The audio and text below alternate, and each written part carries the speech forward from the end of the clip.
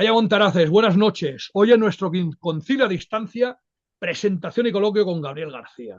Los hijos malditos de la transición. Muchísimo se ha hablado de la transición, pero en este caso, a lo que nos enfrentamos es a eso que ya sabéis, ¿no? Que yo soy mega fan, que siempre le llamo el entertainment de los nuestros. Perdonadme por el anglicismo este de los cojones, pero es que así la gente me entiende, ¿no? Esto es como el Ebro hermano. Bueno, pues habrá que usar el lenguaje que usan los cenutrios de la calle. ¿Por qué digo lo de las novelas? Todos lo sabéis, que siempre me quejo, ¿no? Que en el área, por decirlo de alguna manera, ya me entendéis, ¿no? En los nuestros, me gusta más decir los nuestros. En los nuestros se ha cultivado muchísimo el ensayo, se ha cultivado muchísimo, pues, el hecho del libro minucioso, ¿no? Pero no el entretenimiento. Y necesitamos entretenimiento, porque no olvidéis que hizo más por el aborto la mierda de Dirty Dancing que todo el puto dinero en estudios de mierda que pusieran los yankees. Buah, tío, ¿por qué he dicho esto? Se me ha ido la olla. Bueno, me da igual, no lo cortes, me da lo mismo.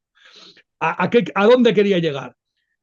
Podemos hacer más con el entretenimiento, con una buena película, por la causa del bien, la verdad y la belleza, que no con mil ensayos.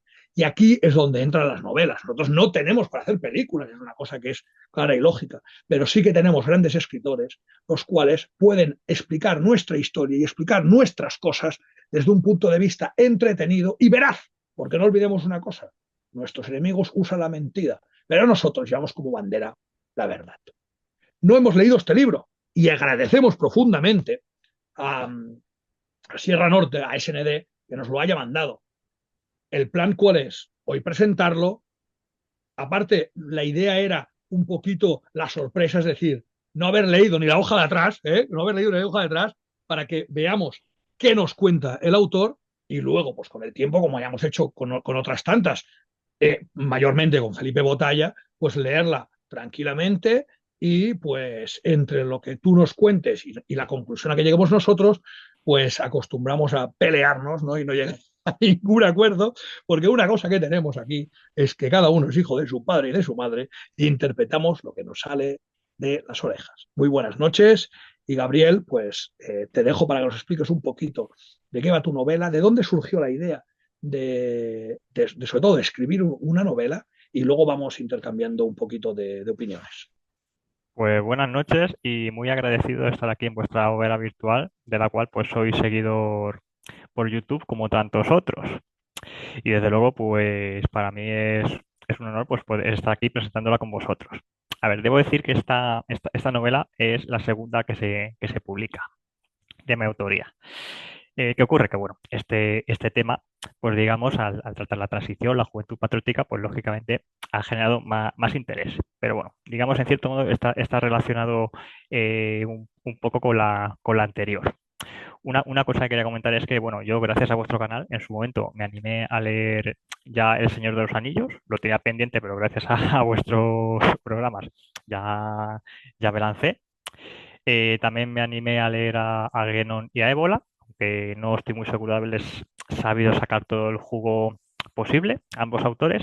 Y recientemente he leído el libro de Marcos López Herrador, que presentasteis aquí, La historia de la banca y el dinero, que la verdad me ha parecido muy instructivos.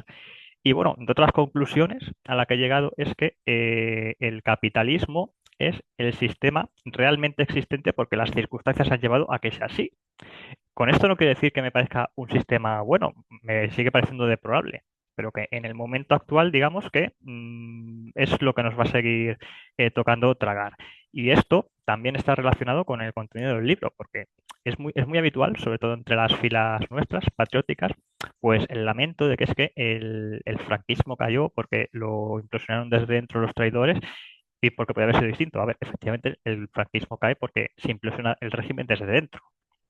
Pero eso de que pudo haber continuado, yo tras más de 10 años leyendo por mi cuenta sobre el tema, luego las reflexiones que uno empieza a tener cuando ya es más adulto, pues creo la verdad que es que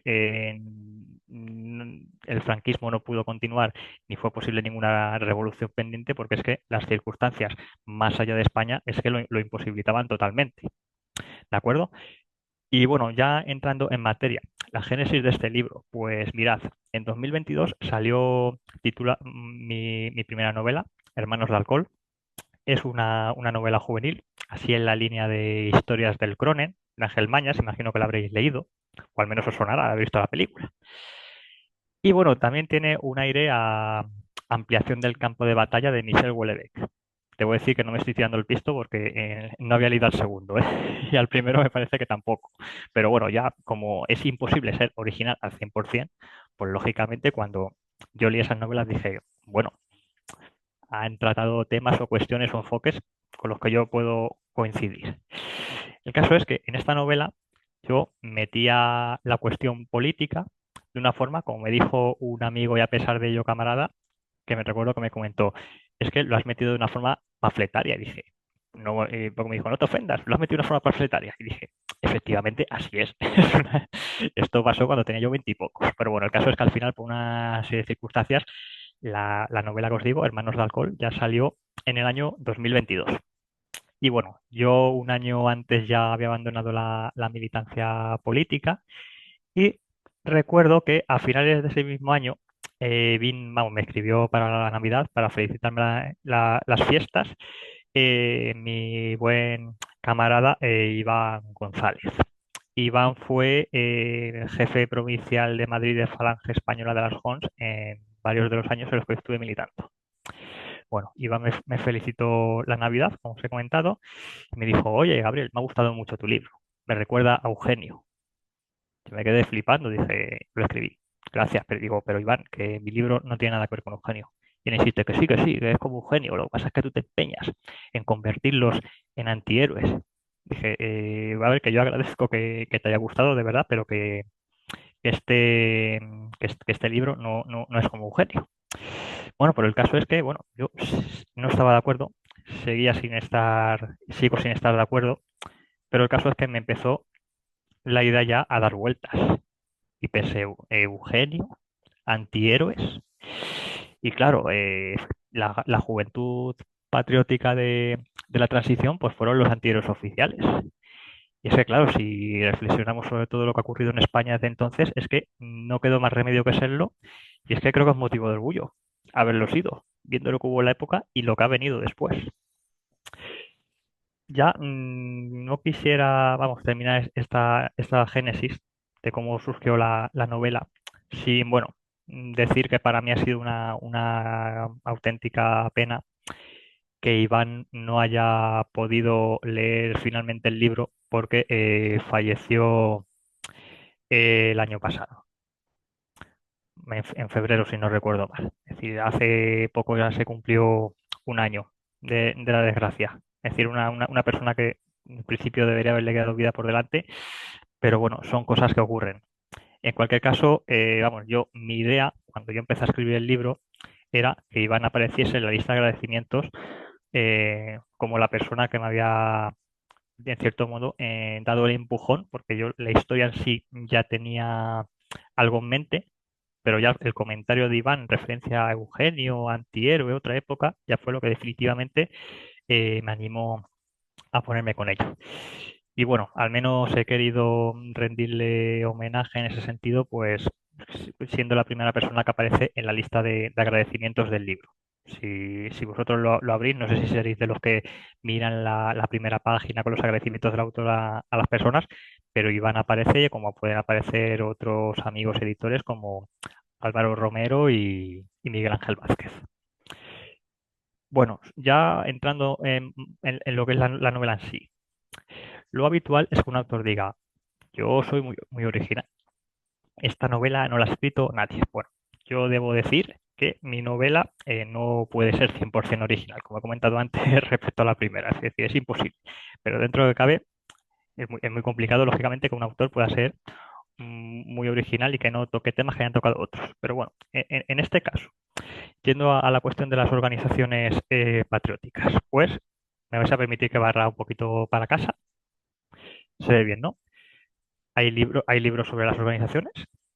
Este, por ejemplo, de la persecución a Fuerza Nueva, editado por SN de Editores, y el autor es José Piñeiro Maceiras.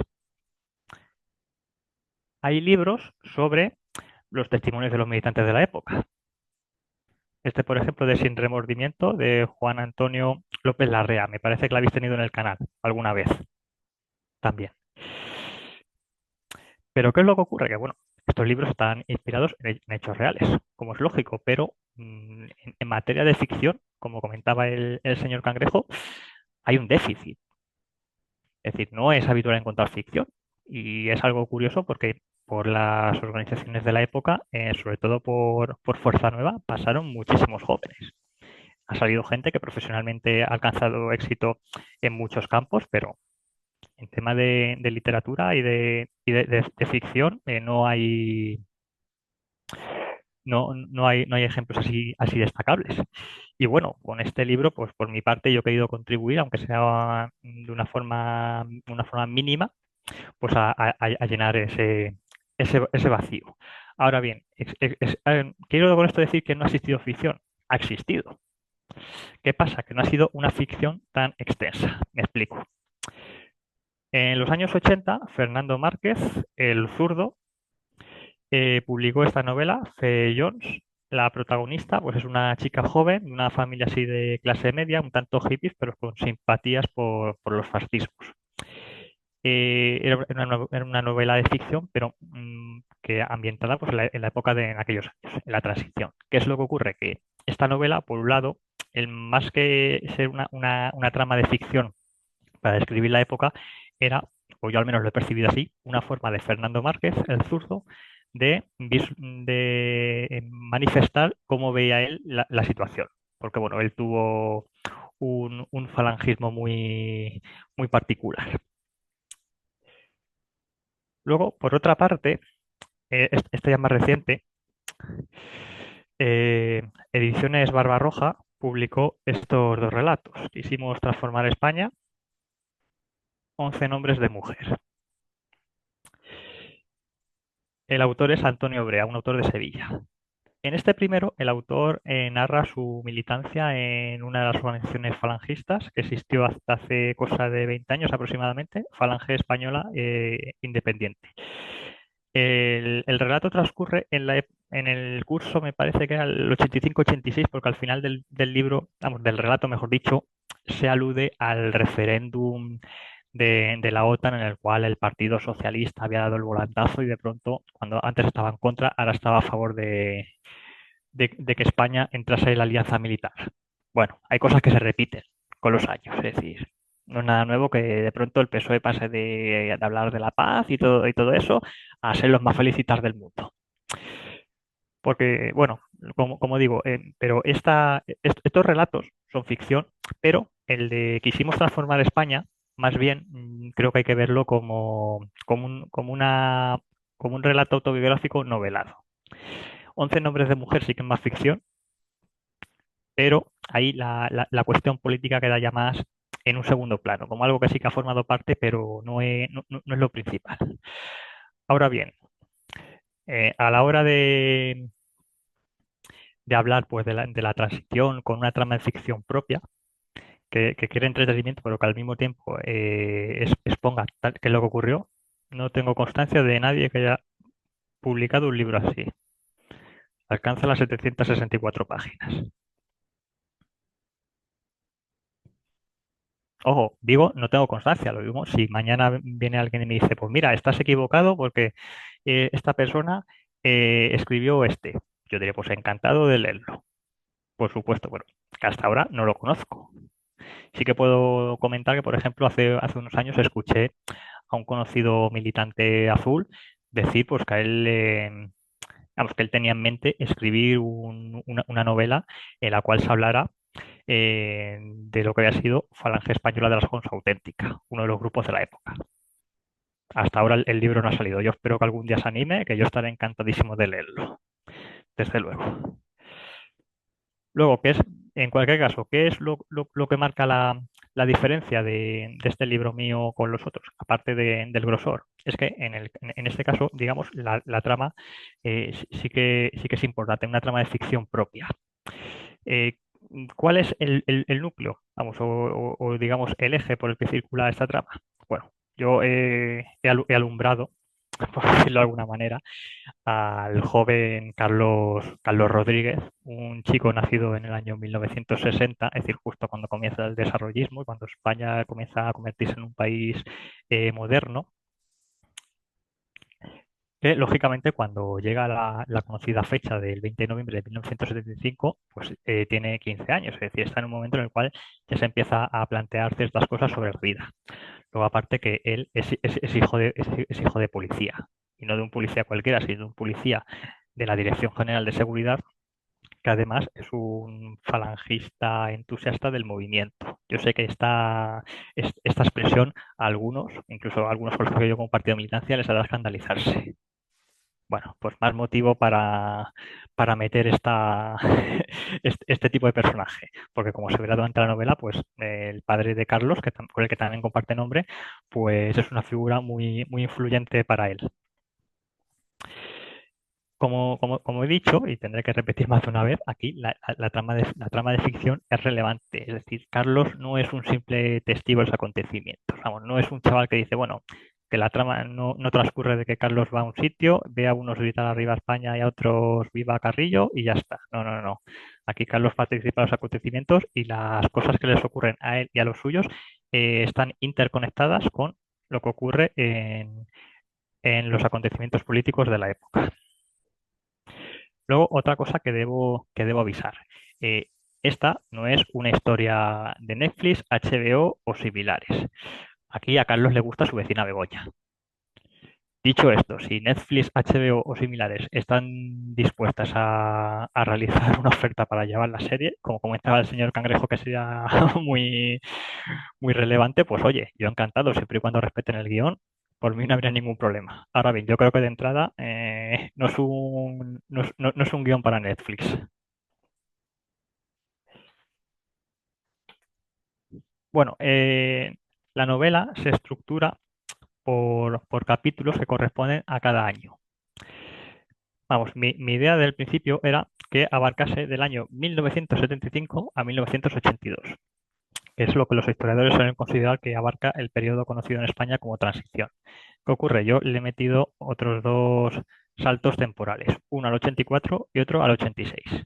La primera vez que metí el salto temporal al 84 era porque consideraba que la historia se quedaba corta y que era necesario todavía dar un paso más de decir, bueno, después de la transición, así está la vida de los personajes. Pero es que ya pensando, caí en la cuenta de que es que en el 86 hubo una serie de acontecimientos que me animaban a continuar todavía más la trama. Luego más adelante recordaremos, mejor dicho, cuáles son. Bueno, a lo largo de la novela se van interconectando tres tramas. Por un lado, la personal de Carlos, es decir, es un adolescente que durante esos años se transforma ya en adulto. Él comienza una militancia en Fuerza Joven. ¿Por qué elegí Fuerza Joven en lugar de haberle puesto en cualquier falange o en los grupos carlistas, que los hubo? Porque Fuerza Joven fue el grupo mayoritario de la época, entre la juventud que tenía una serie de inquietudes. Y lógicamente, cualquier tipo de narración sobre la época tiene que tocar a Fuerza Joven. Si, por ejemplo, hubiera estado en alguna falange, pues Fuerza Joven también hubiera estado presente, aunque fuera para criticarlo. Y considere que dado que Carlos es un joven que además de ser hijo de policía, quiere ser policía, como su padre tiene una serie de inquietudes, pues Fuerza Joven, al ser la juventud de Fuerza Nueva, que era una organización totalmente entusiasta y sí, que siempre estaba de lado de las fuerzas y cuerpos de seguridad del Estado, bueno, en aquel entonces fuerzas de orden público, pues lógicamente Carlos, lo lógico era que estuviera en Fuerza Joven. Bueno, esa trama de Carlos, como he dicho, se va interconectando, por un lado, con la trayectoria de las organizaciones políticas conocidas como fuerzas nacionales, que venían a ser los herederos de los sectores políticos que habían apoyado la sublevación cívico-militar de 18 de julio de 1936. Como he comentado, Fuerza Nueva era la principal organización política de este sector. Fuerza Nueva había surgido como editorial a finales de los años 60 porque consideraban que el régimen estaba perdiendo sus virtudes y lo que él había definido, que se estaba iniciando una deriva que iba a acabar conduciendo a la desmantelación del mismo.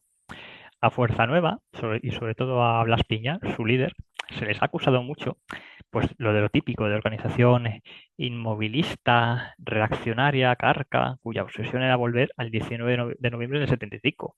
Pero es que si alguien es honesto, aunque sea para criticarlo, debería tener en cuenta que Fuerza Nueva recibió, siendo editorial, recibió multas, tanto por publicaciones contra las decisiones de las autoridades de la época, como por organizar actos como homenajes a los caídos o organizar celebraciones del Día de la Victoria del 1 de abril. Es decir, Fuerza Nueva surge cuando ya había empezado a ser algo molesto.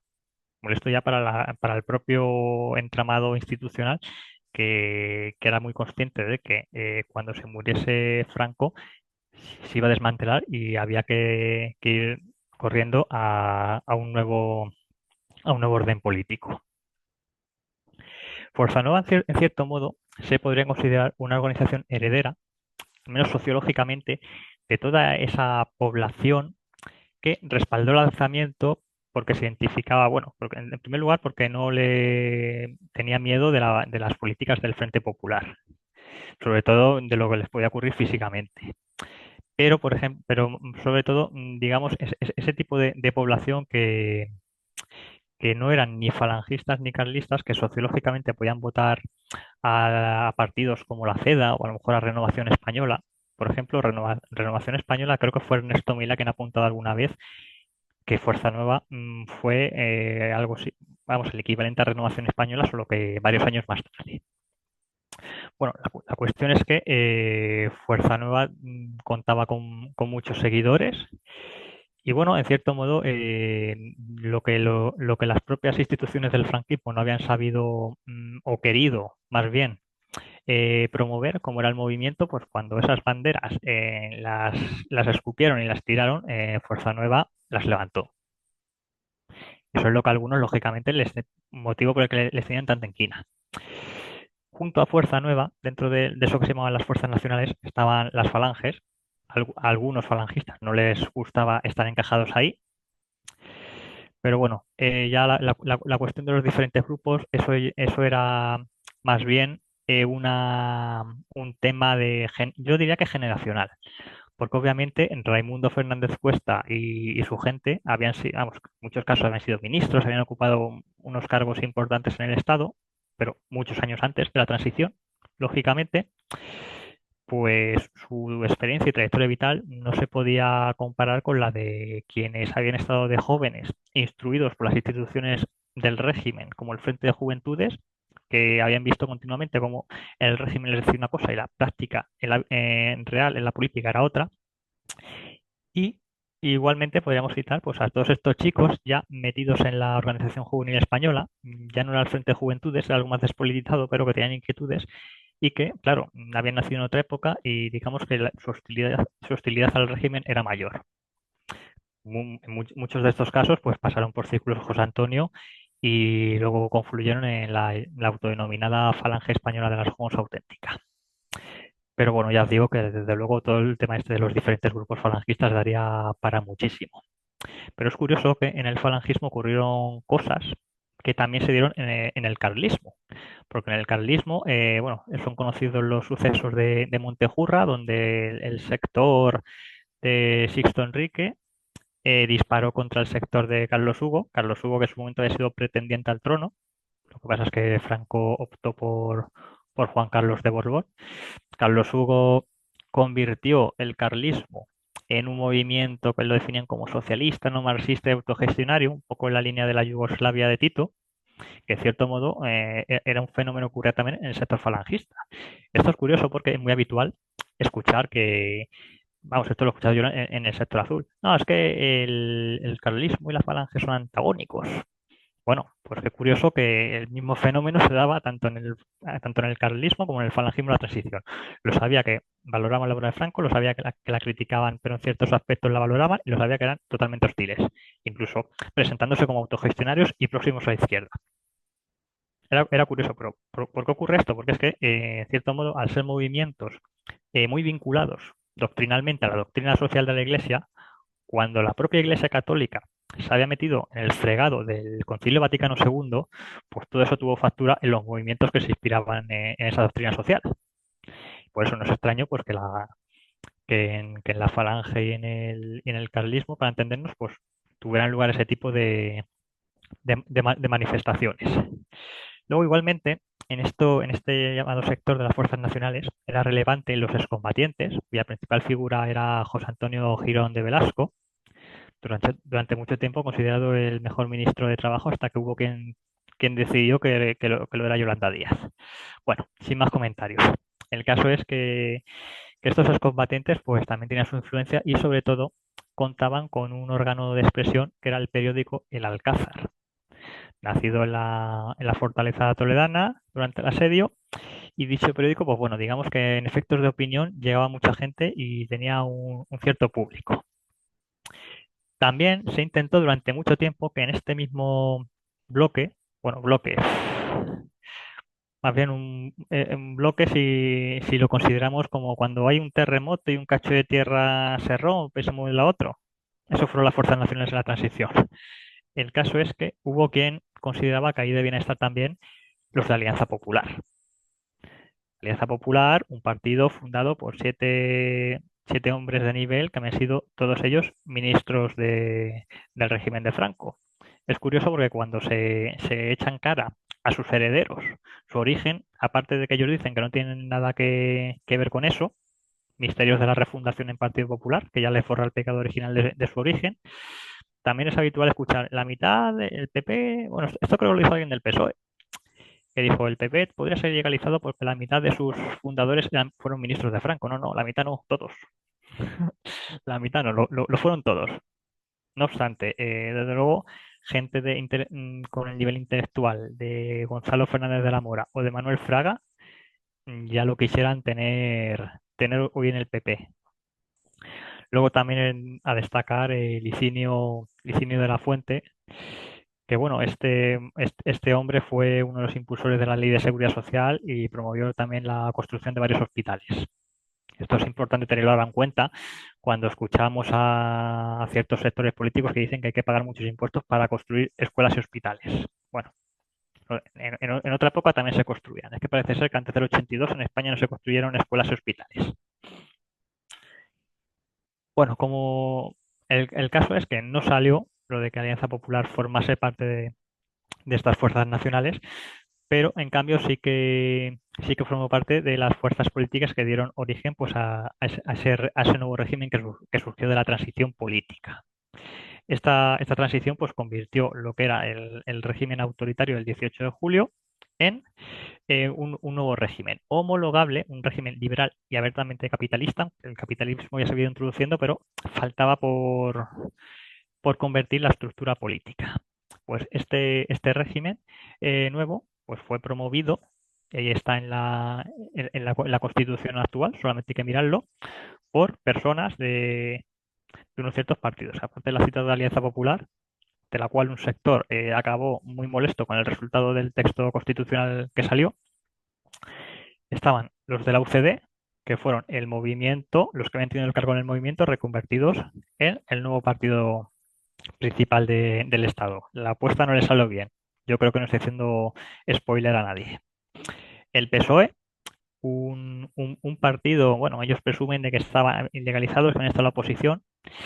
Bueno, en realidad, y aquí el grupo de Felipe González estuvo protegido, salió de España con el permiso de las autoridades y se apoderaron de las siglas en el Congreso de Suresnes del año 74, para luego volver a España y seguir aquí haciendo su labor de oposición en la clandestinidad, según ellos. El caso es bueno, que había una transición en marcha ya desde el propio poder y la gente del PSOE formaba parte del mismo. Y, por último, pero no menos importante, Santiago Carrillo y el PC. Hay que tener en cuenta que el PC, bueno, fue la gran bestia negra del franquismo. Cuando tuvo lugar, cuando ya falleció Franco y se empezó a hablar de la opción de legalizar partidos políticos, todos insistían, bueno, muchos de los que insistían en que España tenía que ser un país democrático como el resto de Europa, insistían en que eso no podía ser posible sin el Partido Comunista. Claro, este Partido Comunista, lógicamente, se le seguía viendo como como un caballo de Troya de Moscú. Pero a ver, también hay que tener en cuenta que en aquella época el prestigio de la de la Unión Soviética entre ciertos sectores de los trabajadores europeos había comenzado a decaer tras los sucesos de Checoslovaquia, cuando las tropas, vamos, cuando los tanques soviéticos habían entrado contra la población. Y claro, ya de ahí surgió eso del eurocomunismo, sobre todo abanderado en Italia, de que, bueno, que ellos aceptaban la democracia liberal y el modelo capitalista, siendo comunistas, queriendo reformarlo. Por eso hay que recordar pues, que el PC participó activamente en que España se convirtiera en un país liberal y capitalista, que desde luego no tiene nada que ver con lo que en su momento se pudiera defender en el Manifiesto Comunista de Karl Marx y Engels allá por el siglo XIX. Bueno, perdonadme por el rollo este, pero bueno, quería dejar claro que es que estas tres tramas, por un lado la propia de Carlos como personaje de ficción, la trayectoria de las fuerzas nacionales y la transición política del Estado en España hacia un nuevo modelo político, social y económico, pues se van entrecruzando. Por mi parte, no he tenido ningún problema en dar voz a todos los protagonistas de la transición. Y cuando digo todos, es todos.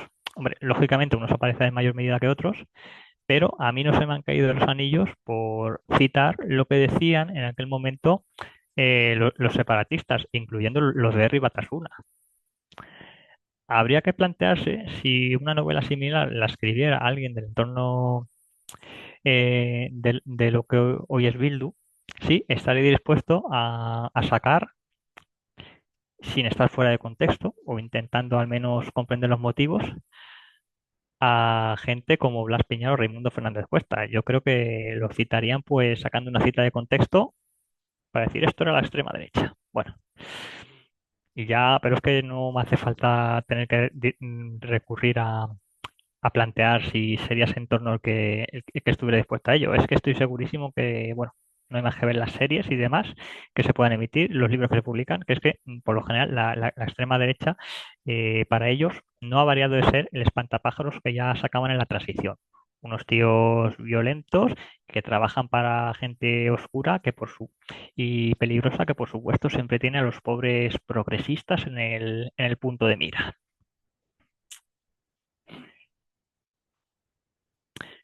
A ver, debo decir que si este libro es extenso es porque también como parte de la trama se han introducido pues las, las propias declaraciones extensas en forma de artículos y discursos de los protagonistas de la época. Y hay uno que es muy curioso y por lo que, entre otras cosas, me siento orgulloso de este trabajo, y es que en el entorno nuestro fue especialmente relevante en su día, hace ya 40 años, una polémica que tuvo lugar en el año 84 cuando Diego Márquez Zorrillo, que ya había ascendido a la jefatura nacional de Falange Española de las JONS un año antes, optó porque la organización en la marcha de la Corona que ha realizado cada 20 de noviembre no iba a llevar una corona también a Franco, igual que a José Antonio, como llevaba haciendo desde hace muchísimo tiempo. ¿Qué ocurrió? Que esto, bueno, junto con otras cosas, aunque digamos ese tema de no llevar corona a Franco fue lo que a algunos les movió a actuar, esto provocó el rechazo de Raimundo Fernández Cuesta, que había sido el anterior jefe nacional, y de otros consejeros, digamos, ilustres por su pasado y trayectoria. Entre ellos la propia hermana de José Antonio, Pilar Primo de Rivera, conocida por ser durante muchísimos años la delegada nacional de la sección femenina. Y una cosa, Pilar Primo de Rivera ha sido la mujer que más tiempo ha ostentado un cargo político en España. Eso no lo escucharemos hoy. Pero bueno, el caso es que este suceso provocó pues sendas cartas, por un lado, la firmada por Raimundo Fernández Cuesta y avalada por el resto de consejeros, y por otro la réplica de Diego Márquez. Estas cartas se aparte de los boletines de la organización, se publicaron en el Alcázar. ya en el 84 no era el medio, digamos, masivo que había sido antes, pero todavía tenía una cierta influencia. Y estoy seguro que esa carta la tuvo que leer más gente de lo que pueden leer ahora las publicaciones de Facebook o de Twitter de estas organizaciones. Y el caso es que en esa carta, Diego Márquez Orrillo, pues reprochaba a Raimundo Fernández Cuesta, pues que ellos lo que querían era separar definitivamente la imagen de la falange del movimiento. Esto, si me permitís, voy a leer unos párrafos del libro este precisamente de Fernando Márquez, porque son muy curiosos y es una pena que que no lo hubiera leído cuando lo estaba escribiendo. Pero esto es curioso tenerlo en cuenta para que veáis cómo era el clima de la época y la relevancia que esos documentos tuvieron en los falangistas de la época, del año 84. Recordemos, ya la transición había terminado, se habían quedado como principal organización del entorno patriótico, pero sin embargo tuvieron un problema interno más o menos serio. Dice, dice Fernando Márquez, C, la protagonista, encuentra en las propuestas de Fernando Márquez singulares coincidencias con la alternativa personalista. Fe admite como positivo el enfoque subversivo de su afín, pero intenta combatir el desencanto de este ante las interpretaciones actuales del falangismo, recordándole las expectativas que inspira Fe Hons ahora mismo, bajo el mando de Diego Márquez, motor durante las décadas de los círculos José Antonio. Quizás la única experiencia conciliadora, no violenta, seriamente política, que el yugo y las flechas han dado desde la muerte de sus fundadores. Fe y su grupo, una vez superados sectarismos izquierdistas, han intentado digerir el pragmatismo que llevó a Diego Márquez a ponerse al lado del raimundismo. Este, por ley de vida y de ausencia de ideales, tiene los años contados. En tanto que Fejons, dirigida por Diego Márquez, muestra trazas de recuperar el espíritu de los círculos. Todo esto aún no se ha asentado lo bastante. Puede ayudar a una limpieza de elementos indeseables la reciente creación de las ultraderechistas Hey, que posiblemente recoja a los lastres que impiden la independencia ideológica de Fejons. Fe no pretende descabalgar a Fernando Márquez de su utopía regeneradora del capitalismo. Coincide plenamente con sus intenciones, pero piensa que sería una lástima, más algo imperdonable, no seguir atentamente una posible recuperación de la identidad falangista, con algo de esperanza y algo de escepticismo. Pues bien, a Diego Márquez, en su día, vamos, estos son comentarios que he leído yo muchos años por redes sociales, se le reprochó que al tomar esa decisión de no llevar la corona, acabó con la financiación que tenía la Falange en aquel momento. A mí me resulta curioso porque no sé si es que algunos se pensaban que Raimundo Fernández Cuesta y toda esa gente iban a estar poniendo dinero hasta el fin de sus días. Eso por un lado. Pero la cuestión, al margen de eso, es que al final Diego Márquez, con posterioridad, tendría muchísimos detractores que precisamente le reprocharían no haber cumplido con lo que él mismo exigía en aquella misma carta de separar la imagen de la falange del movimiento. Bueno, la cuestión es que estáis pensando, joder, este texto, bueno, en aquel momento tuvo que ser algo explosivo. Bueno, pues ha estado 40 años en el olvido. A ver, no, voy a concretar, perdonadme. La gente se acordaba de ese texto. De vez en cuando salía algún párrafo, pero el documento completo estaba olvidado. Yo, en su momento, yo tenía constancia de la asistencia y recuerdo que a este camarada que falleció, a Iván González, porque él tenía en mente preparar un proyecto de biografía de Diego Márquez. Había conocido y se habían llevado muy bien, le tenían buena estima. Pero bueno, Iván quería, y yo os digo segurísimo de ello, él quería hacer un libro, digamos, no una hagiografía, sino un libro serio. El caso es que, claro, como él me había dicho que estaba o había empezado a trabajar en ese proyecto, yo lo escribí y le dije, oye, Iván, ¿tienes tú este texto? Y me dijo, no lo tengo. Y me dijo lo que ya tenía yo en mente en caso de que me dijera que no. Consulta a Miguel Ángel Vázquez. Bueno, fui a Miguel Ángel, que para que no lo sepa, pues en este tipo de cosas suele estar bastante, bastante puesto. Claro, la respuesta de Miguel Ángel. Sí, sé cuál es. Creo que sé dónde puede estar, pero es que no está a mano. Insisto. un texto fundamental con lo que con la polémica que hubo en aquel momento, con lo que significó para el falangismo en el año 84. Bueno, dije, bueno, vamos a probar por internet, porque por ejemplo, tecleando en Google las palabras clave, había encontrado la carta de Raimundo Fernández Cuesta y los otros, respaldada por los otros consejeros. Pero no aparece lo de Diego Márquez. ¿Sabéis lo que me encontré con eso? Me encontré con que en las páginas de Todo Colección, sí, creo que eran Todo Colección, vendían el manifiesto completo en torno a 50 euros, me parece. Haceros una idea de lo olvidado que estaba. El libro cuesta 30. Solo lo digo por si a alguien le interesa leer expresamente el manifiesto. El libro cuesta 30, está las réplicas de Diego Márquez, la propia carta de Raimundo, otra réplica, otra bronca por carta que tuvieron Raimundo y Diego Márquez en el año 75.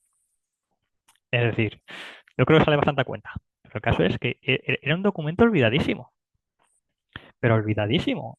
Y más tratándose de una persona que, vamos, que al margen de los problemas judiciales que hubo a finales de los 90 y de la antipatía o simpatía que podía despertar su persona, es que formó parte en primera plana de lo que ha sido el entorno falangista hasta el año 2011.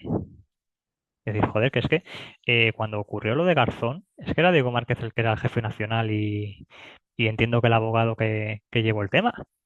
Así que no estamos hablando de un cualquiera, que fue un hombre que durante toda su vida tuvo una trayectoria azul y estaba olvidado. Bueno, pues este libro ha servido para recuperar eso. Por lo tanto, pues bueno, debo decir que se ha recuperado, por un lado, gracias a Miguel Ángel Vázquez, que tiene sus contactos, y me parece que fue Rafael Ibáñez, que por suerte conservaba el documento. Pero insisto, es que te puedes encontrar algún párrafo suelto por algún sitio, pero completo, completo no. No estaba a mano en ningún lado. Es decir, es que, por ejemplo, la propia organización donde yo milité, Falange Española de las Jons, no sé si seguía teniendo una web llamada Ateneo Azul, con textos de todo tipo. Tenías bastantes declaraciones de prensa de Diego Márquez de la época, y esto no estaba. Vamos, y era, joder, el documento principal de la trayectoria militante de Diego Márquez.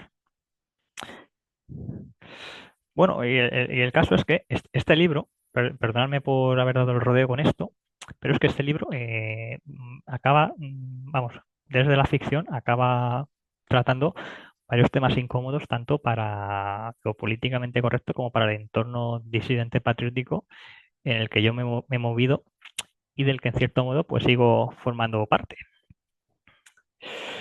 Por ejemplo, algo que ya he apuntado antes, el régimen se desmanteló porque era imposible su continuidad en las circunstancias del año 1975.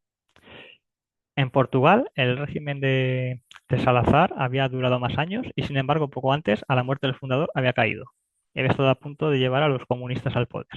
Es que en toda Europa occidental ya no quedaba ningún régimen que pudiera ser homologable con el español. Es decir, es que era cuestión de tiempo.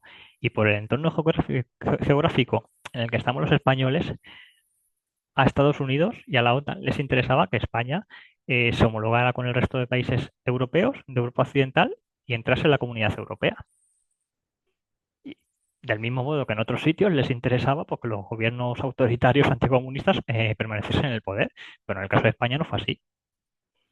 Así que bueno, yo creo, vamos, insisto en que es que el franquismo cayó al margen de por todas las quejas que se quieran soltar hacia el rey, hacia Adolfo Suárez, hacia la UCD, hacia quien se quiera, el franquismo tuvo que caer porque no quedaba más remedio. Si ya estaba en marcha, desde el propio Estado ya estaba en marcha el proceso de cambio. Otra cosa que ya he apuntado, todos los principales actores de la transición cooperaron para que España formase parte del mundo liberal y capitalista. He encontrado, me ha resultado curioso, la verdad, declaraciones pues, de Santiago Carrillo aludiendo a que cómo iba España a meterse en la OTAN, donde hay un país como el Reino Unido que usurpa nuestro territorio, en referencia a Gibraltar. vamos, me resultó curioso porque yo llevaba toda la vida escuchando que hablar de que Gibraltar es español es de fachas. Bueno, ahora parece ser que Carrillo también era facha. En fin, bueno, sí que podemos decir, sí que sirve de presente que, bueno, Carrillo alguna vez estuvo acertado. Desde luego, efectivamente, el Reino Unido es un estado que a día de hoy oficialmente es nuestro aliado en la OTAN, pero que usurpa una parte de nuestro territorio, como es Gibraltar, y eso provoca una serie de problemas de pobreza e inseguridad en la zona de alrededor. Igualmente, el franquismo, vamos, esto ocurre igualmente porque el franquismo fracasó a la hora de crear una élite política. Y esto se ve no ya solo en el hecho de que por mucho frente de juventudes que hubiera en su día, por mucha propaganda en ciertos valores, es que incluso la propia clase política surgida del régimen, la de la UCD, el Estado se les fue de las manos. Es que lo perdieron. Es que podríamos decir que lo que hizo el PSOE de Felipe González, yo con los años, volviéndome más cínico y desalmado, debo reconocerlo, pero es que diría que Felipe González y su gente protagonizaron la mayor conquista del poder político que ha tenido lugar en España en el siglo XX. Claro, porque es que ¿qué era el PSOE cuando murió Franco? En España, unos pocos afiliados, pero supieron aprovechar bien sus oportunidades y sus contactos y frente a la incompetencia de unos tipos que tenían el control del Estado, ellos consiguieron y se apoderaron del mismo. Porque claro, en aquel momento surgió también, se organizó el Estado de las Autonomías y es que aprovecharon para copar todos los sitios. Por eso creo que no sea, o al menos desde el entorno nuestro, creo que no se ha estudiado lo bastante lo que realmente supuso para España la conquista del poder por parte del PSOE, más allá de aludir a la famosa cita de Alfonso Guerra diciendo que a España no le iba a reconocer la madre que la parió. Bueno, vamos a ver. Aunque no se les tenga ninguna simpatía, está claro que ese comentario eh, iba, era fruto pues de la emoción del momento. Efectivamente, seguro que Alfonso Guerra no se puedan imaginar lo que tienen entre manos y lo que iban a acabar siendo. Vamos, aunque bueno, si es sincero, no creo que esté muy contento con lo que tienen ahora metido en su partido. Así que bueno, podríamos decir que en el pecado llevan la penitencia. Bueno, también una cosa, lo del Sí, PSOE también es el dinero que venía de Alemania, de no, la no, claro, República no, Federal no, Alemana. claro, claro, pero vamos a ver, también la OCDE recibió muchísimo dinero y sin embargo no le sirvió de nada. Yo, desde luego, quien invirtiese en la OCDE cometió la peor decisión de su vida. Es así. Por eso es que no basta con que te den el dinero, es que hay que saberlo rentabilizar. Y es curioso, pero el Partido Socialista, a nivel de economía capitalista, de esto que ahora se llaman los emprendedores y demás, los tíos fueron unos ases. No sé, yo creo que Felipe González tendría que ir a dar charlas a todos estos chavales que se hacen llamar Crypto Bros y todos esos rollos. Pues vamos, Bueno, también piensa que el Partido Socialista no era el lobo feroz que era el Partido Comunista a ojos de la población española. Era como claro, la claro, cara amable del socialismo. Entonces, por claro, eso claro. quizá. No, no, a ver, si todo eso contribuyó, pero que el caso es que la mayoría absoluta que obtuvo Felipe González en el año 82 es que demuestra pues que por un lado que la educación, es decir, o sea, porque el voto joven fue fundamental, efectivamente, lo que ellos llaman la extrema derecha tenía mucho apoyo joven, pero es que el PSOE también lo tuvo. Claro, ¿cuál era la diferencia? Que ellos tenían el apoyo pues, de esta juventud entusiasmada por irse a las discotecas, por drogarse y todo ese tipo de historias, por la movida. Mientras que la llamada extrema derecha pues tenía el apoyo de una juventud que, bueno, tenía a mucho indeseable, por desgracia, pero que era una juventud con inquietudes y que consideraba que había una serie de valores que había que defender y que dichos valores no consistían simplemente en reivindicar el régimen ya disuelto, sino en culminar una revolución. Ese para mí ha sido el mérito de esa juventud.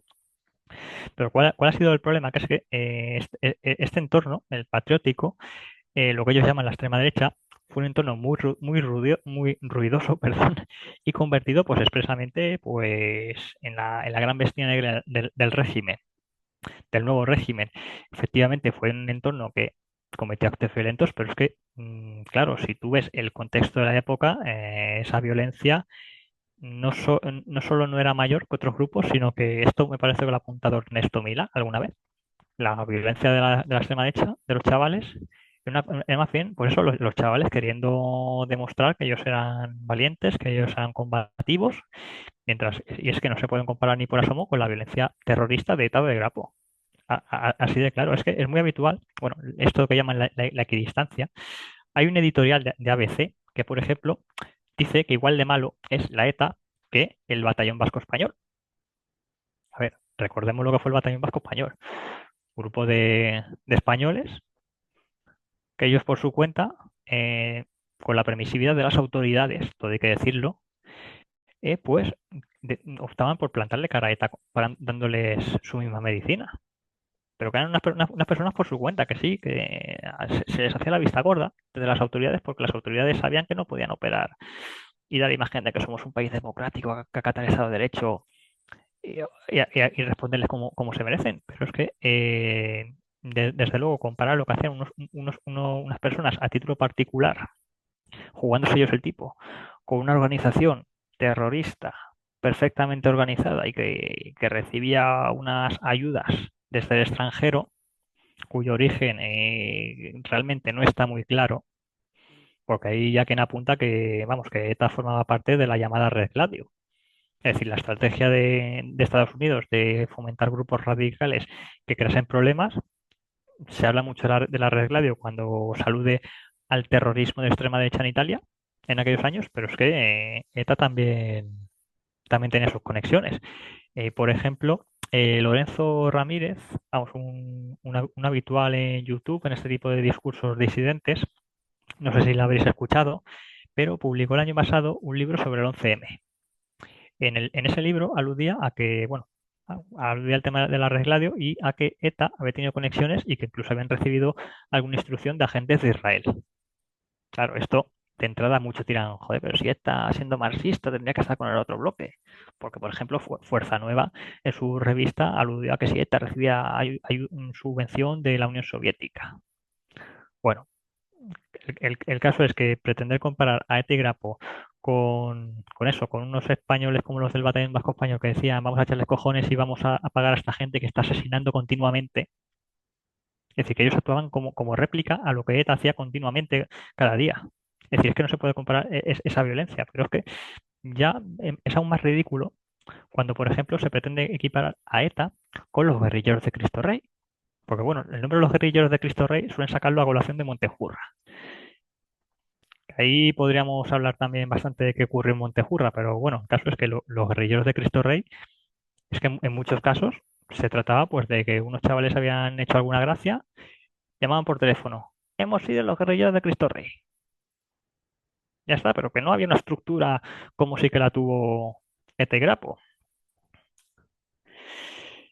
Y claro, entre otras cosas, qué nos demuestra esto, lo que he aludido antes? A que las cloacas del Estado hicieron muy buen trabajo para sus intereses en dos cuestiones. Por un lado, infiltrando a la extrema derecha. Es decir, es que no es extraño que cada vez que había un asunto triste, con algún muerto y de los que causaban mucho efecto social, apareciera o hubiera sospechas de que estuviera detrás esa mano negra de los servicios secretos. Por ejemplo, con el caso Atocha se ha dicho, esto por ejemplo lo comentó Juan Manuel Cepeda, que era ya abogado en aquella época, cuando presentamos la novela en Madrid, que algo que en lo que no se quiso profundizar era que cuando tuvo lugar lo de Atocha, eh, ese día había dos reuniones. Una de personas críticas con la dirección de Carrillo en el PC y otra de personas a favor. Resulta que se suspendió una reunión de las personas a favor.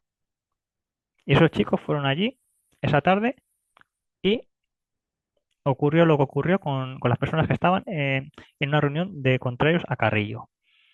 Hombre, a ver, entiendo que en aquel momento había un conflicto huelguístico serio.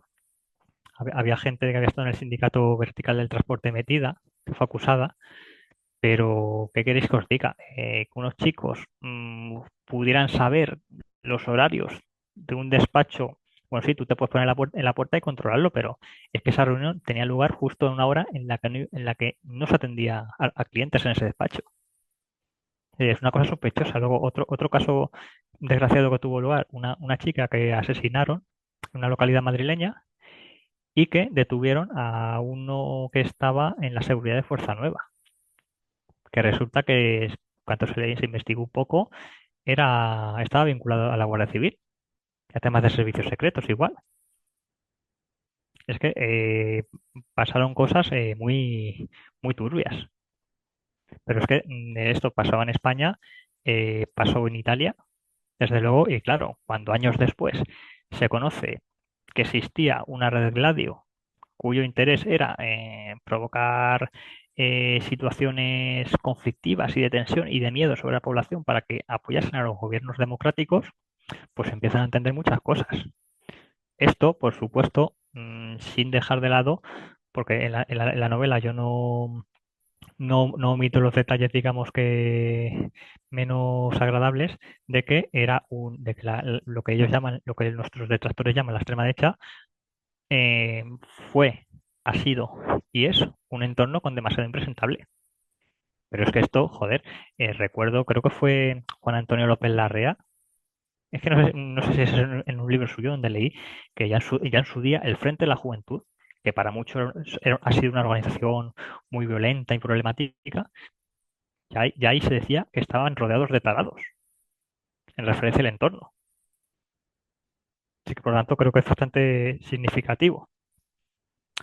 Luego, otro papel donde estas cloacas lo hicieron muy bien fue con el lavado de imagen del hoy emérito, entonces sucesor de Franco, porque claro, el Juan Carlos de Borbón en aquella época estaba muy discutido.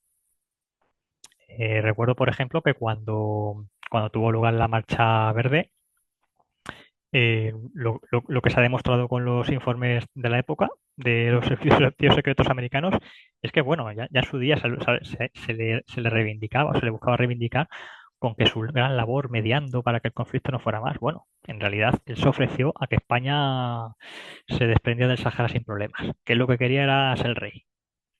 Y ya desde el principio era el hombre de poderes ajenos a España, aquí en la mismísima jefatura del Estado.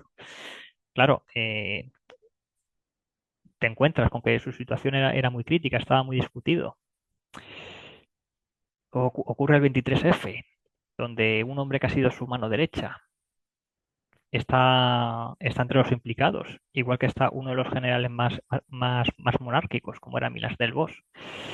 Y ya años después, muchos años después, cuando ya no le interesa ni le importa a nadie, menos a los pocos que queremos saber la verdad, se filtra que en los líos que tenía con una señorita, con una señora del mundo del entertainment, que en esas conversaciones que mantenía con ella, decía, qué gran favor me ha hecho Alfonso Armada quedándose callado. Claro, todas las investigaciones más o menos serias del 23F encontraban pues eso, que personas del entorno del rey estaban metidas. Claro, se llegaba a Zarzuela, no, el rey siempre ha estado por la democracia. Bueno, ahora resulta que el rey se sabe que el privado ha reconocido que Alfonso Armada le ha hecho un gran favor quedándose callado. Pues está claro que el rey sabía más de lo que se ha reconocido y que, una vez más, la llamada extrema derecha tenía razón. Y bueno, esta cuestión del 23F, ya para terminar con esto, y el papel de las cloacas lleva también al entorno patriótico con el asesinato de Juan Ignacio. Resulta bueno, siempre os ha sospechado que entre los diversos proyectos que había para entrar en el Congreso, uno era utilizar un grupo terrorista una apariencia de origen desconocido para justificar la intervención del ejército para tomar el control.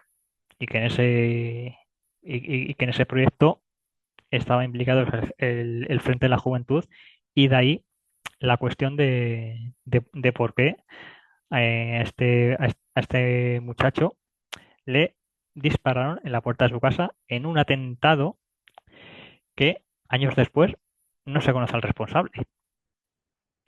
Más que significativo, por desgracia.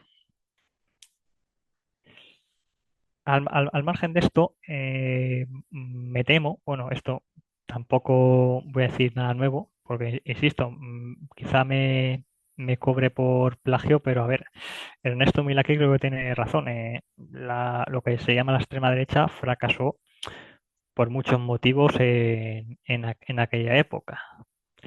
Pero a mi juicio hay uno que ha sido fundamental y ha sido que a pesar de los discursos y de la imagen de orden y de unidad, ha existido más mentalidad de tribu. No lo digo despectivamente en el sentido de tribu urbana, sino de tribu como organización humana muy básica, organizada pues en torno a lealtades personales, que mentalidad de Estado. En este sentido, las llamadas izquierda y extrema izquierda siempre han sido muy inteligentes, han construido sus organizaciones como estados. Mientras que lo que se ha solido llamar la derecha y la extrema derecha siempre se han basado pues, en lealtades personales, en que en esta zona este controla el grupito de aquí y en esta otra este lo controla al de allá. Ojo, que en la izquierda y la extrema izquierda también existen personalismos, pero creo que a nivel de organización avanzada, desde luego han estado un paso por encima, y esto con la extrema derecha ha sido significativo. En su día hubo gente intelectualmente de nivel, caso de Blas Piñar, Raimundo Fernández Cuesta, Diego Márquez Zorrillo, incluso entre la gente que no quería formar parte de esas fuerzas nacionales, como Sigfredo Gers, el líder de Falange Española Independiente, también era un hombre de grandísimo nivel intelectual, pero sin embargo no fueron capaces de construir algo juntos. Y es curioso, para que veáis cómo son las cosas, que en el año 76, en un congreso fallido de unidad falangista, entre las personas que habían estado allí, bueno, se formó polémica porque Sigfredo Illers manifestó: estaría bueno que España no hubiera prosperado en 40 años cuando lo ha hecho el resto del mundo. Y Blas Piñar intervino gritando a favor de Franco. Bueno, 20 años después de eso, Sigfredo Illers acudía al aula de Fuerza Nueva a impartir conferencias. Es decir, una lástima, desde luego, que lo que 20 años había sido imposible, él puede coincidir a hablar al cabo del tiempo si fuera posible. Pero, y esto se repite continuamente. Por eso, luego, pues no es de extrañar que aparezca un grupo aparentemente que defiende lo mismo, pero que en cierto modo también se organiza de una forma así un tanto de lealtades personales aquí y allá, y acabe ocupando el espacio que podrían haber ocupado otros. Ya debo decir que cuando comencé a escribir esta novela yo tenía un objetivo, que era realizar una obra de ficción realista, sin ocultar lo negativo, pero recordando lo positivo, sobre esta juventud patriótica de la transición, en la línea de autores como Rafael García Serrano y Luis Santamarina. Desde luego no pretendo compararme con ellos ni muchísimo menos. Ellos son titanes, desde luego, de la literatura a mi lado, pero si cogéis una novela como La fe y la infantería, veréis que no, que lo que hacía Rafael García Serrano no era decir qué buenos somos y qué estupendos, no. Rafael García Serrano retrataba la crudeza de la guerra de aquel momento. Yo busqué retratar la crudeza de lo que fue la transición, porque fue una época muy turbulenta y, a pesar de lo que digan, bastante desgraciada, en la que, claro, en España se juntó la defunción del jefe de Estado durante las décadas anteriores con acontecimientos como una crisis económica mundial también bastante fuerte, y los cambios sociales que se estaban dando, entre otros motivos, por el retroceso de la Iglesia Católica tras el Concilio Vaticano II.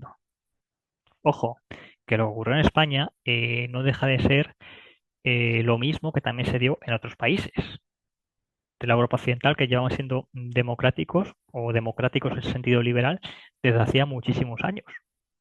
Pero ¿qué pasa? Que aquí el fenómeno pues se manifestaba de otra forma, porque lógicamente nuestra situación había sido distinta, pero que realmente esto se ha recordado mucho a raíz de las mamarrachadas de turno de Pedro Sánchez sobre lo horrible que era la España del franquismo, y es que en ciertos aspectos que él consideraba horribles, la situación no era muy distinta en, en Francia o en Alemania Occidental.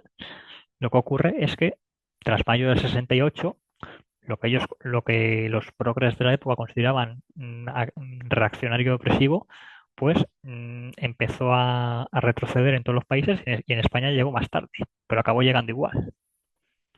Y ellos, que iban de que eran los que luchaban contra el sistema, acabaron siendo el sistema. Es decir, el capitalismo, una vez más, supo mutar, porque si algo ha demostrado que el capitalismo es que se puede adaptar tanto a Hitler como a Pedro Sánchez. Así de claro. Luego, ya muy a posteriori, me encontré con una cita de Dominique Venner, Vialeros, editada por este libro, Lo que somos, editado por Fides, del Instituto Iliad. Y es que en cuanto la vi, pensé, creo que describe perfectamente lo que yo he querido transmitir con la novela. Y es que Dominique Venner habla de un arquetipo europeo temporalmente desaparecido, marcado por el fuego de la voluntad, la idea cortés del amor, la búsqueda de la sabiduría y el sentido trágico del destino.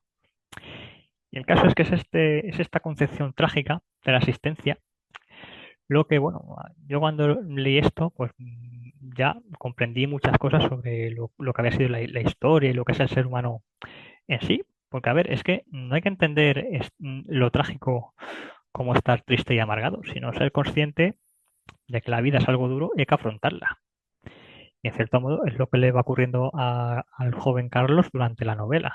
Él comienza siendo un adolescente cuyo padre es su referencia. Él cree desde luego que el régimen de Franco ha sido positivo y que hay que culminar la revolución pendiente. Se une a Fuerza Joven junto con Íñigo, que es su mejor amigo y es hermano también de esa chica tan rubia que tanto le gusta. Se unen a Fuerza Joven para luchar por esa España que consideran que debe existir, pero las circunstancias les demostrarán pues que ni por asomo pueden salir las circunstancias y el futuro como ellos desean. Bueno, hace un rato os comenté que, bueno, que mi objetivo había sido hacer un capítulo por cada año de la transición y un posterior salto temporal al 84. Al final lo decidí hasta el 86. Aparte de por necesidades del guión, que tomé luego, a última hora, me di cuenta que en el año 86 ocurrieron tres hechos bastante importantes. El primero, el referéndum sobre el ingreso de España en la OTAN. El PSOE había dicho durante mucho tiempo que estaba en contra y de pronto pasó a estar a favor. Es lo que tenía, pues que la CIA hubiese estado ahí participando en esa fluidez del dinero desde Alemania Occidental hasta España. En el año 86, España también ingresó en la Comunidad Europea. Y, por otra parte, como Felipe González había dicho que si no salía el sí a la OTAN, dimitía, como salió el sí, él estaba en el culmen o creía que estaba en el culmen de su popularidad y decidió adelantar las elecciones generales. Y el PSOE obtuvo una nueva reválida electoral por mayoría absoluta. No tan amplia como la del 82, pero sí una nueva mayoría absoluta que le daba el control total del Estado. Y vuelvo a lo de antes. Es que el PSOE pasó de unos pocos afiliados a, invirtiendo muy bien su dinero, convertirse en el partido del Estado, desbancando a una UCD que se descompuso a pesar de que llevaban, en teoría, muchísimo tiempo al frente vamos, metidos en el Estado. De verdad, es que creo que esto no se ha estudiado lo suficiente lo que realmente fue la conquista socialista bueno, del PSOE, mejor dicho, del poder en 1982. Yo creo que es que de verdad merece estudiarse. Merece estudiarse como ejemplo de estrategia política o de lo como queramos llamarlo. Claro, es que, y en cierto modo, estos tres acontecimientos que os he comentado que tuvieron lugar en el 86 ya vendrían a cerrar definitivamente la transición. Porque, a ver, hay quien dice, la transición realmente finaliza en el año 78, porque en el 78 sale la Constitución y ya hay un nuevo régimen. Y es así. También también hay quien ha dicho, finaliza en el 81 porque es cuando se purga el ejército tras la intentona golpista. Vale. Hay quien ha insistido que ha sido en el año 82 porque es cuando ya llega el PSOE al poder y claro, como ellos han controlado durante tanto tiempo pues lo que llaman el relato, pues efectivamente todo lo que hay antes del 82 es malo malísimo, pero todo lo que viene después del 82, quitando las legislaturas de Aznar y Rajoy, es maravilloso. Pero el caso es que cuando definitivamente España se convierte en un país bajo influencia estadounidense y ha empezado a renunciar a la soberanía que irá perdiendo a poco, posteriormente, con posterioridad, y donde ya sí que no hay vuelta atrás, es en el año 86. De ahí que, bueno, puedo decir que lo más original que yo planteo en esta novela, pues es extender lo que ha sido la transición hasta el año 86 en lugar de dejarlo en el año 82. Y bueno, ya por mi parte, pues agradecer de nuevo vuestra invitación. Debo decir pues que vuestro canal para mí es un ejemplo porque por lo general los proyectos de todo tipo que suelen surgir aparecen como iniciativas aparentemente formales que luego acaban siendo en la práctica informales, mientras que lo vuestro ha sido lo contrario. Empezaste como una cosa informal de un grupo de amigos, al final habéis terminado siendo algo bastante serio, bastante riguroso, que ya os ponéis hasta vuestros plazos y vuestros planes y todo. Y creo que eso de verdad es digno de elogio joder, espero que sigáis así durante mucho tiempo. Porque vuelvo a insistir, yo me animé a leer El Señor de los Anillos ya por lo que os escuchaba a vosotros. No, Y gracias a bueno, ti y a vosotros por escucharnos y aguantarnos cada semana. no sé, eso encantado. Y bueno, ya por mi parte, pues eso, muchas gracias y estoy aquí pues para cualquier pregunta que queráis realizar sobre la novela, yo encantadísimo. Sí. A mí me parece curioso una cosa, y es que precisamente el protagonista dice que está en Fuerza Joven. Sí, Fuerza Joven será el único movimiento, o sea, bueno, a grandes rasgos, tampoco vamos a analizar un poco mediante esto. Todos los movimientos patrióticos que durante la transición, al final decidirán ser continuistas y mirar atrás, ya sea a Franco o sea a José Antonio. O sea, o son preguerras civilistas o son del movimiento del 18 de julio. Fuerza Joven será el único grupo que se escindirá de Fuerza Nueva porque dicen Franco no va a volver, el franquismo no va a volver y vamos a hacer otra cosa nueva, que a cierta posibilidad de Mm, nada y se disolverá también como el resto. sí, pero Estás no, confundiendo con el no, Frente de la Juventud. no se extiende, efectivamente, no se extiende Fuerza Joven, se extiende el Frente de la Juventud, que era un Bueno, claro, sector. Bueno, aunque eso tiene también su miga, porque primero se extendió un grupo que se hizo llamar Frente Nacional de la Juventud en Barcelona y un año después se extiende el Frente de la Juventud en Madrid. Los dos se unirán y serán bajo la denominación de Frente de la Juventud, que efectivamente uno de los motivos que justificaron la escisión era pues que para ellos Fuerza Nueva era una organización que estaba posicionada demasiado a la derecha y ellos era algo más revolucionario y radical. En cierto modo, es un fenómeno que ocurrió en Italia. El movimiento social italiano, digamos que era la principal organización de la derecha nacional o derecha o extrema derecha italiana, pero de vez en cuando pues tenía algunas excisiones de grupos así juveniles que, bueno, que seguían el rito de iniciación de entrar en la juventud del MSI y luego se marchaban a otro grupo. Ojo que esto es un fenómeno que ocurre igualmente con otros partidos. Joder, en la izquierda seguramente, vamos, estaremos hartos de ver ejemplos de personas de que pasan a la juventud del PC y luego se van a otro sitio. Pues en aquella época pues pasaba esto. La gente en muchos casos entraba en Fuerza Joven y luego pues se iba al frente de la juventud o se iba a otro sitio. Sí, había un refrán igual que la Falange tiene un refrán de que se entra por José Antonio y se sale por desengaño, aludiendo a que será como los almacenes EPU que estaban ubicadas en la entrada en la avenida de José Antonio y la salida en la calle Desengaño, pues Forzanova también se decía que es como el metro de Madrid, todo el día entra y sale gente. Bueno, hay que entender una cosa, que creo que no se ha hablado suficiente.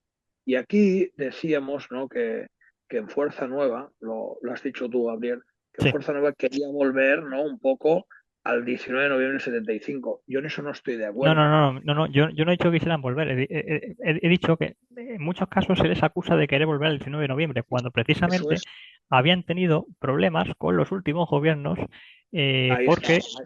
porque consideraban que habían dejado de defender los principios del 18 de julio y estaban preparando la inmolación del régimen. Y era así, Hay que efectivamente.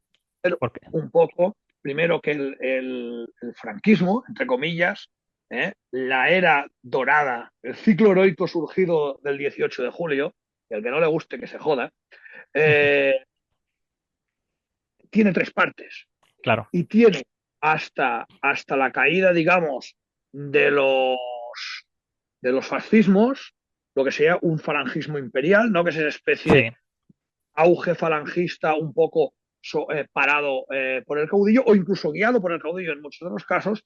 Luego tienes cuando los propagandistas, la actual CDP, el CEU San Pablo, para que nos entendamos, sí, en sí, Madrid, que son los que cojan el poder, que sería el nacionalcatolicismo, en el cual se quita el tema falangista, se mantiene a José Antonio en la camisa azul un poco por estética y tal, pero se centra todo en Dios, y luego ya tienes, pues a partir de los años 60, que entran pues las tecnócratas del Opus Dei, los cuales pues se dedican al desarrollismo. No olvidemos que Blas Piñar era propagandista.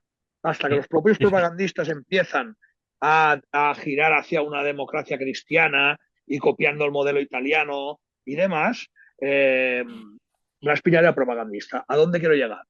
Yo entiendo desde mi manera de ver que Fuerza Nueva ni va hacia ese falangismo, ese yugo y flechas, a esas camisas azules de hasta el 45, ni se queda con los últimos tiempos, porque está claro que ya era una revista digamos, y un foco de opinión crítico con la deriva del régimen. Por tanto, ellos a lo que querían volver era claramente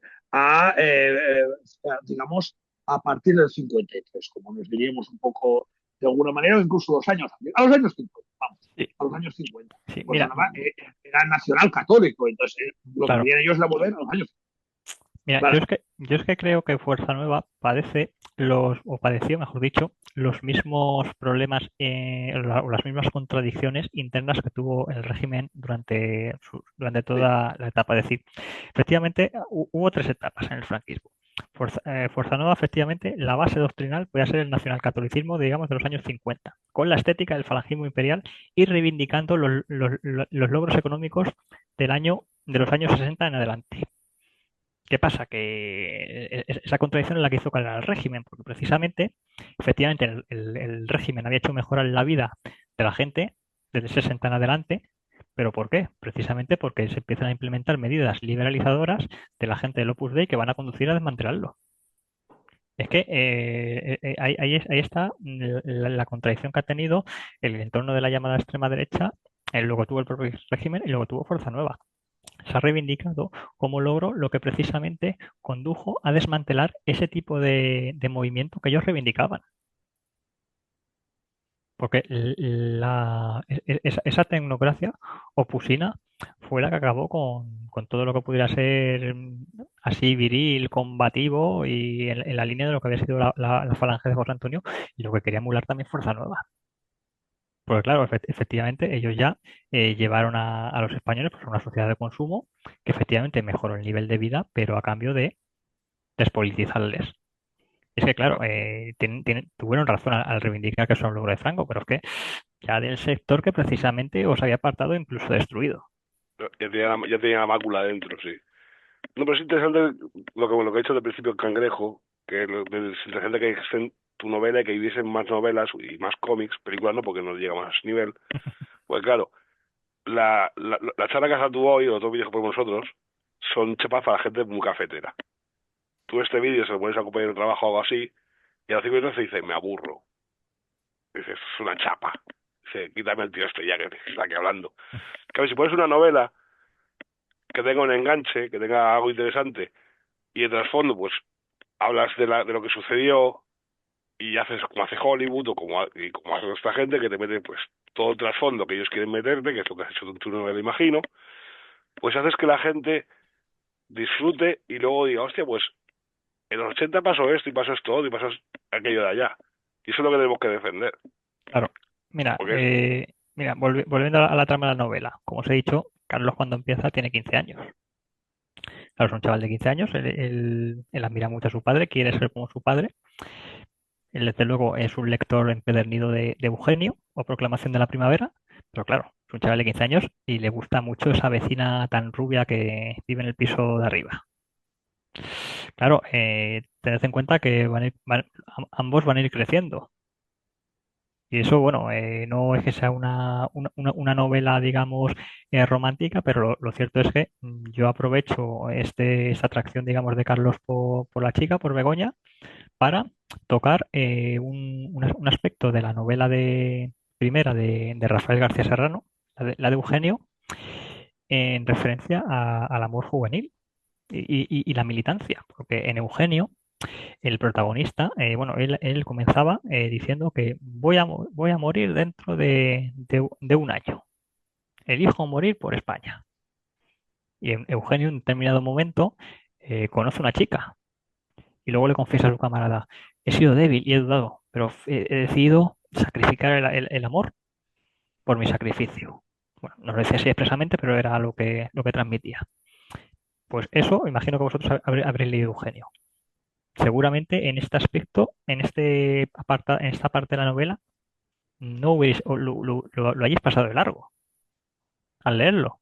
Yo lo pasé de largo en su día cuando era joven, pero cuando me dio por releer Eugenio para preparar esto, a raíz de los comentarios que me había comentado, vamos, mi estimado camarada Iván González, caí en la cuenta y dije, joder, es que en su día yo no me había dado cuenta del hecho de que Eugenio voluntariamente decide sacrificar el amor por una chica eh, por el sacrificio. Y con esto no hay que hacer ninguna reivindicación de cursiladas, es que el afecto de un hombre por una mujer fue una parte de la vida.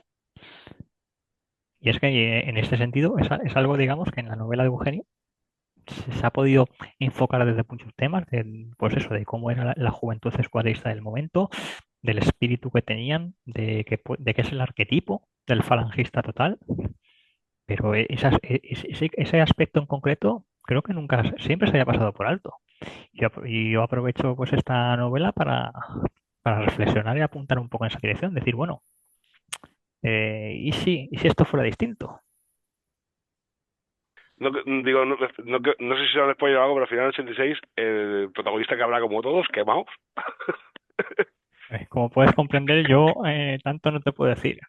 Lo que sí que te puedo adelantar, no creo que haga spoiler, es que lógicamente la autodisolución de Fuerza Nueva en el año 82 no le sienta bien, porque recordemos que Fuerza Nueva se autodisuelve tras haber obtenido lo que consideraron unos malos resultados electorales, en torno a 100.000 votos. Yo en mi militancia política, obtener 100.000 votos me hubiese parecido, vamos, una auténtica burrada. Pues para Fuerza Nueva fue un fracaso, entre otras cosas porque obtuvieron menos votos que afiliados. Y aún así, por la información que nos ha llegado de aquella época, la militancia quería continuar, pero Blas Piñar decidió que la organización se disolvía. Que según parece, recibió presiones de que le querían pringar en toda la trama esta del presunto golpe militar que se había preparado para impedir la victoria electoral del PSOE. Pero a ver, sí que te puedo adelantar que el protagonista acaba jodido con la decisión de Blas Piñar de disolver Fuerza Nueva en el 82. Pero no creo que haga spoiler a nadie. Es decir, es que sabemos que por desgracia ganan los malos en el 82. Hombre, es que visto a toro pasado, lo que podía haber sido pues continuar con una estructura que, que funcionaba, ¿no? Extraparlamentaria, como que no le salió al notario el, ¿cómo se llama este? El escaño y se fue a su casa. se podía haber ido a su casa y seguir siendo un presidente honorífico y haber dejado a los demás que funcionaran. Pero bueno, al final, siempre a todo lo pasado, es muy fácil de verlo. También a Claro, lo mejor pensó, este es mi niño, y yo me lo cargo. claro. Y No, ya. es que el problema es que, a ver, tampoco vamos a hacer spoiler, pero Blas Piñar retoma la actividad política en el año 86. Es que me parece, no sé si fue en el 92 o 93, que también la nueva organización se había refundado como Frente Nacional, pero que seguía siendo Fuerza Nueva, también decide disolverla, pero unilateralmente. Es decir, en ese sentido sí que pecó un poco de considerar por la organización o de juzgarla como un patrimonio propio. Es decir, porque, a ver, esto ha ocurrido en otros sitios igual. Por ejemplo, por aquella misma época, Sigfred Gers, ya le he citado antes, decidió pues que Falange Española Independiente ya no tiene sentido y que había que disolverla. En ese caso, es decir, no le salió tan bien la decisión como a Blas Piñar, porque hubo un grupo de militantes de Falange Española Independiente que decidieron continuar con el proyecto. La decisión podrá ser más o menos acertada, pero bueno, el caso es que esas personas consideraban que el proyecto merecía la pena y decidieron continuarlo. ¿Qué ocurrió? Que muchos de los que respaldaban a Sigfredo se dedicaron a referirse despectivamente a ellos como los usurpadores. Más recientemente me encontraba un artículo de una persona de esa época que decía que él había sido militante de Falange Española Independiente hasta su disolución a la transición. Yo al leer eso pensé, no. Es decir, Falange Española Independiente continúa existiendo y por mucho que algunos digan que no, que la organización solamente existe hasta que ellos quieren. En ese sentido, bueno, también hay que tener en cuenta ver que FEI era un grupo más pequeño, mientras que Fuerza Nueva era algo más grande. Y vuelvo a lo dicho, si tal y como se ha señalado, a Blas Piñal le querían responsabilizar, que querían meterle en todo el tema del 27 de octubre, que era como se llamó como se supuestamente se quería llamar, aludido a ese golpe de Estado para impedir que el PSOE ganase las elecciones, pues yo humanamente veo comprensible que quisiera asegurarse de que la organización quedaba disuelta para que ni a él ni a su entorno les perjudicasen más por ello. Humanamente lo puedo entender. Pero ahora También bien, hay un hecho. perdona, una última cosita. Acaba, acaba. Ya en lo político, sí que es cierto, por ejemplo, a raíz de esto que he dicho de Falange Española Independiente, a mí eso me parece me parece algo absurdo decir que la organización deja de existir porque tú ya no quieres estar o porque consideras que no tiene sentido. Yo, por ejemplo, abandoné la militancia política, pero no me vas a ver decir que el proyecto de Falange no tiene sentido. Es decir, el que quiera seguir allí está en su perfectísimo derecho. Pero a mí, desde luego, me revienta cuando es que tengo que escuchar a los listos de turno decir, es que Falange no existe desde que fusionaron a José Antonio o desde el decreto de unificación. Sí, claro, entonces yo y otros tantos hemos estado pagando cuotas, poniendo carteles, poniendo pegatinas y teniendo que estar incluso a veces jugándonos el tipo por algo que no existía. Venga, un poquito de seriedad. Mira, hay un tema que también es importante y no se tiene en cuenta, que también juzgó un papel fuerte en el tema de Fuerza Nueva y que siempre desde los lados políticos, más políticos, que no quiere decir que no sean católicos, pero no de un catolicismo militante, no se tienen en cuenta. Es el tema de Monseñor Lefebvre. Sí, Eh, Blas Piñar fue un ferviente defensor de Monseñor Lefebvre, el cual en el año 88, no, el año 88 es excomulgado.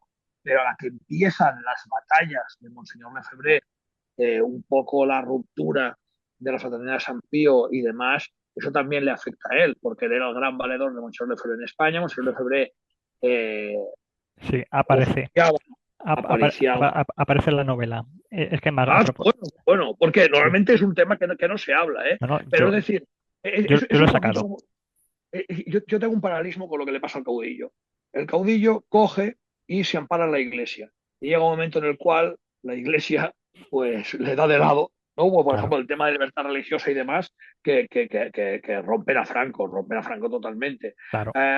Yo creo que a Blas Piñar le pasa algo parecido, es decir, él aguanta ese poste incorruptible, ¿no? Pues con la fe, y eso sí, no es valiente, lo voy a decir entre comillas, no es valiente en el momento en el cual después una Roma corrupta y vendida que ataca a Monseñor Lefebvre y él, pues como Franco, no es capaz de enfrentarse a una Roma y decir, oye, me da igual lo que digáis, esta es la verdad. Y le pasa algo parecido a Blas Piñar, estoy muy, No, muy seguro. a ver, yo lo que encontré en la investigación, lo que he volcado a la novela es que en el año 78 se cede la sede de Fuerza Nueva para que Monseñor Lefebvre dé una conferencia. Eso le provocó problemas porque hubo incluso bajas en la organización. Porque claro, como estaban tan vinculados, como esa militancia estaba tan apegada a la Iglesia Católica, en el momento en el que se hacía algo que chocaba con lo que la Iglesia Católica decía que era lo correcto, pues eso causaba problemas. Tuvo bajas. Ahora bien, a finales de ese mismo año 78, Blas Piñar estuvo de gira en Italia porque en aquella época, junto con el MSI, estaban en la llamada Euroderecha. Participó en actos y Blas Piñar fue recibido por Juan Pablo II en el Vaticano, no como representante de Fuerza Nueva, sino como un católico seglar junto a otras muchas personas que estén allí ese día. Pero el caso es que es curioso que esto fue a finales del año 78. Y hombre, eso quieras que no, como que contribuía un tanto a dar imagen de legitimidad de cara a la sociedad española, que en aquel momento todavía sigue siendo ampliamente católica, porque el escaño que obtiene Unión Nacional, no Fuerza Nueva, Unión Nacional en el año 79, fue unos meses después de eso. Yo no sé hasta qué punto, no sé si se ha pensado que ese gesto de que Juan Pablo II recibiera a Blas Piñar pudo jugar algún papel con una cierta relevancia de cara a su imagen, sobre todo teniendo en cuenta que los votos que llegaron a Unión Nacional en aquellas elecciones se insiste en que el origen estaba en los descontentos de Alianza Popular, que claro, eran gente que no querían temas de brazos en alto, de himnos y de temas y de imágenes paramilitares, pero que a lo mejor al ver a Blas Piñar siendo recibido por el Papa, pues ya les causaba una imagen más presentable. Es decir, se pudieron juntar ahí muchos factores y es a lo que voy. Yo, ese episodio me lo encontré en el libro que se publicó en su día de Fuerza Nueva en la Retina. Es una colección de fotos de la historia de Fuerza Nueva. Y yo ese detalle lo desconocía. Y cuando vi dije, joder, finales del año 78, unos meses antes de las elecciones. Pues digo, esto está claro que alguna influencia, alguna importancia tuvo que tener, aunque fuese mínima, para al menos ofrecer una imagen más presentable de Blas Piñar ante el electorado. Luego, retomando con el tema de Lefebvre, yo abarco hasta el 86, ya lo que pasaba con Lefebvre en el 88, a eso ya no he llegado. Pero bueno, que la cuestión es que efectivamente, al estar Fuerza Nueva por su líder muy vinculada a los problemas de la Iglesia Católica, pues estos le pasaron factura. Quizá no tanto en un principio, porque, insisto, en el año 78, en mayo así, fue cuando Lefebvre estuvo en la sede de Fuerza Nueva, causó algunas bajas, pero luego tuvo lugar a finales de año la visita al Papa y finalmente en el 79 se obtiene el escaño. Así que, en cierto modo, bueno, fue una marejadilla, por así decirlo. Es decir, quizá el problema más gordo entre su gente le pudo venir ya en en el 88, como has apuntado, porque ahí ya Lefebvre ya sí que tiene los problemas mayores con la Iglesia Católica. Pero hasta ese periodo que ya va hasta el 86, creo que todavía podía provocar alguna convulsión, pero no una crisis. Lo que yo no sé si no ha hecho nadie, ojo, o yo no he leído ningún libro sobre el tema, quizás se tenía que hacer, es el estado de shock en el que traía la gente durante la transición.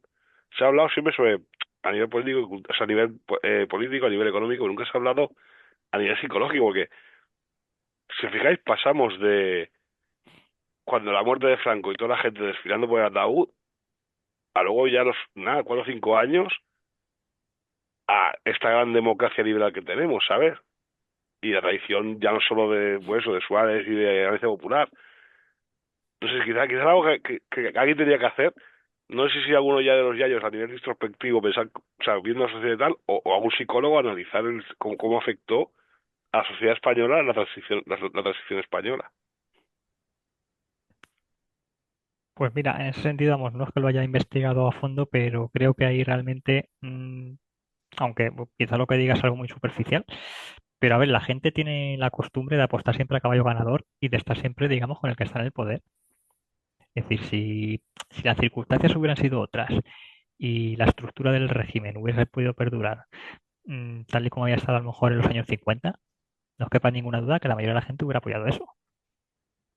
Pero claro, Sí, los cambios tienen que ser paulatinos. Es decir, en España lo que se temía era que pudiera ocurrir lo de Portugal, que finalizó el régimen de Salazar y estuvo a punto de llegar el comunismo al poder. Obviamente, los cambios tienen que ser paulatinos, pero a ver, tened en cuenta que en el año, entre que muere Franco en el 75 y en el 82 gana el PSOE las elecciones, transcurren 7 años. Mucha gente que ha crecido, que ha nacido en los años 60, vota por primera vez en el 82. Esa gente prácticamente o no había recibido educación política, tanto que se habla de adoctrinamiento, o el adoctrinamiento había sido irrelevante.